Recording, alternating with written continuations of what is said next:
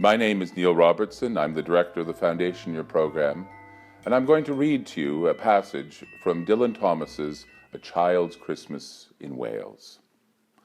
One Christmas was so much like another in those years around the sea-town corner now, and out of all sound except the distant speaking of the voices I sometimes hear a moment before sleep, that I can never remember whether it snowed for 6 days and 6 nights when I was 12, or whether it snowed for 12 days and 12 nights when I was 6.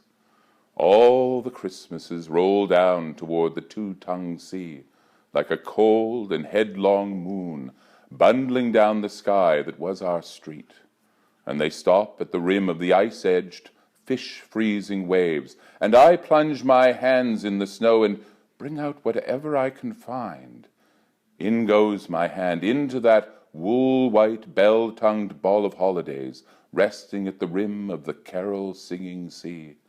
And out come Mrs. Prothero and the fireman.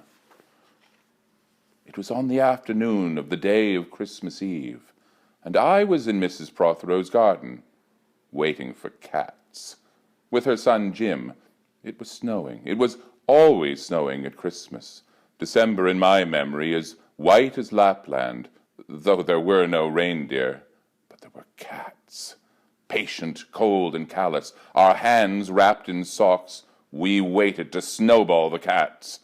Sleek and long as jaguars, and horrible-whiskered, spitting and snarling, they would slink and sidle over the white-backed garden walls, and the lynx-eyed hunters, Jim and I, fur-capped and moccasin trappers from Hudson Bay off Mumbles Road, would hurl our deadly snowballs at the green of their eyes.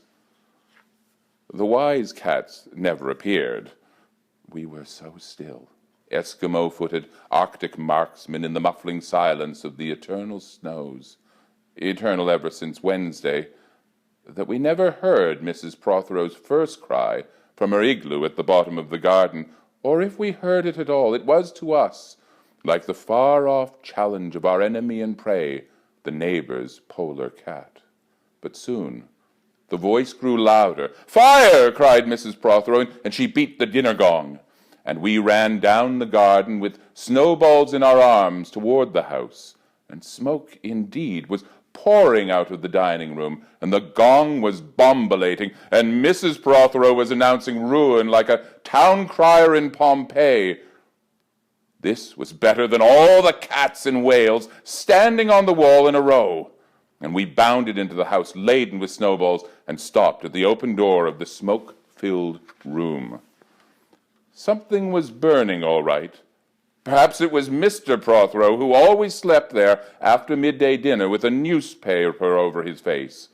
But he was standing in the middle of the room, saying, "A fine Christmas," and smacking at the smoke with a slipper.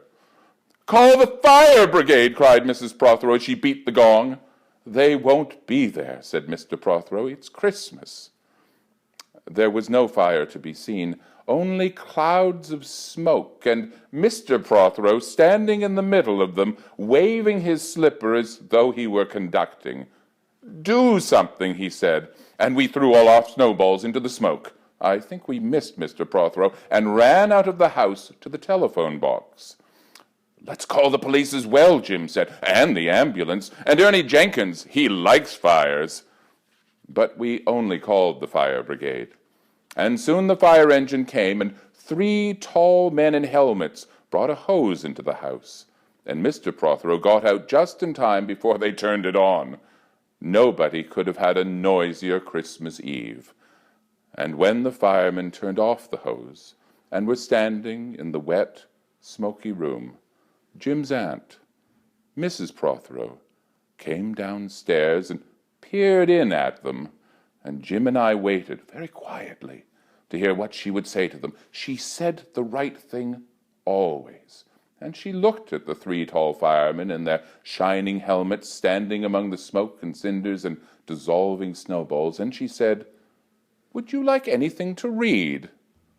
And that's as far as I will read, so that I can wish you on behalf of Kings a very Merry Christmas and a Happy New Year.